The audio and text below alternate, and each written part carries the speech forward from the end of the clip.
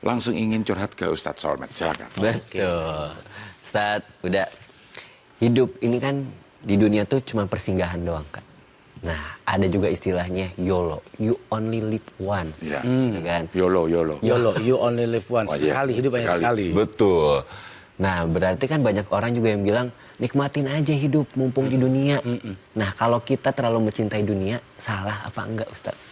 Ya, terlalu itu melampaui batas. Ya. Melampaui batas jadi lupa batasan. Maksudnya begitu mungkin ya. Kalau melampaui batas lalu lupa batasan, itu kan pelanggaran. Kita punya tanah 1000 meter. Misalnya berapa kali berapa jadi 1000. Tiba-tiba misalnya 100 kali 10. Tahu-tahu lompat. Jarang tuh. Jarang ya? Jarang ada tanah 100 kali 10 sempit banget tapi panjang. 20 kali 50. 50. Ya. Gitu ya? Ya. 20 kali 50. Ya. Nah, udah dibatasi nih 20, ini 50. Tahu-tahu lompat ke dua-dua. Itu namanya melampaui batas. Ya. Lupa tentang batasan yang diperkenankan, batasan yang legal, batasan yang diperbolehkan. Itu namanya hubbud dunya, cinta kepada dunia sampai melampaui batas.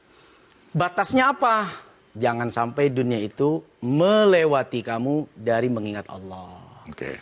Melewati kamu dari mengingat anak-anak yang fakir miskin, anak yatim, atau lupa kamu tentang batasan ada zakat di sana, ada sedekah di sana, ada kebaikan yang harus kamu lakukan dari harta yang kamu dapatkan. Nah, kalau sudah masuk dalam tahap itu, baru itu sebuah keburukan dari sebuah dunia yang didapatkan.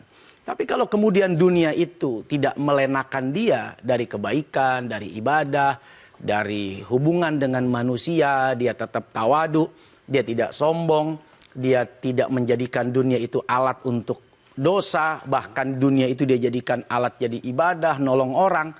Kenapa tidak? Karena memang Allah Maha Kaya. Sehingga pantas kita meminta kekayaan pada zat yang Maha Kaya. Lalu diberi kekayaan itu oleh Allah, yaitu memang haknya Allah. Kemudian tugas kita bagaimana menyalurkan kekayaan ini kepada mereka yang membutuhkan tadi. Gitu, Aiman. Kita bisa nggak ngerasain bahwa kita ini udah terlalu cinta sama dunia, atau orang lain yang harus mengingatkan kita? Ya, kalau kita melihat pandangan dari sudut orang lain, pasti kita akan kebingungan. Mana yang benar, mana yang salah, mana yang tepat, mana yang tidak tepat. Tapi kalau kita melihat pada diri, apakah dunia ini menjadikan saya lupa kepada Allah? Hanya kita yang tahu.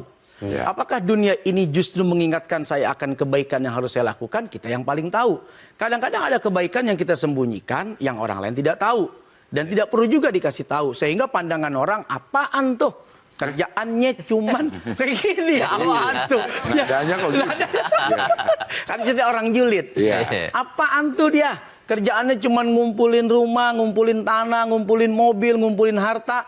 Dia nggak pernah lihat. Berbanding dengan itu tanpa diketahui, ternyata dia membangun pesantren, dia membangun masjid, dia membantu fakir miskin, dia membantu anak yatim.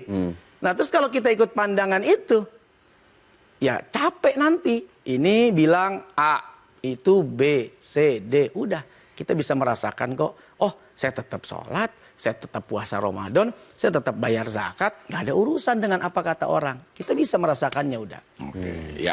Eman, silakan kalau masih ada lagi. Ustadz, kalau misalkan kita merasa nih kita tuh udah terlalu mencintai dunia. Kadang kalau misalkan ada syuting gitu ya, syuting dulu deh, ntar deh sholatnya umah gitu. Pas udah mau akhir-akhir gitu lah. Nah, apakah itu termasuk terlalu mencintai dunia? Ya. Dan gimana caranya tidak terlalu mencintai dunia? Ya, itu namanya terlena pada dunia. Terlena, dibuat terlena. Bukan Nurjana. Ku terlena, gitu kan? Ikke Nurjana, oke. Betul jawabannya. Nah, terlena itu bagaimana dunia yang tadinya harusnya bikin kita ingat pada Tuhan, ingat kepada Allah, justru melenakan kita. Apa? Lena itu apa sih terlena itu? Terlena itu terbuai. Terbuai. Yes, terbuai. Seperti Ya, begitu. Ya, apa? Gini, Ya, terbuai, Terbuai. nggak sadar Betul. bahwa kita mengejar sesuatu yang belum pasti sampai kita meninggalkan zat yang pasti.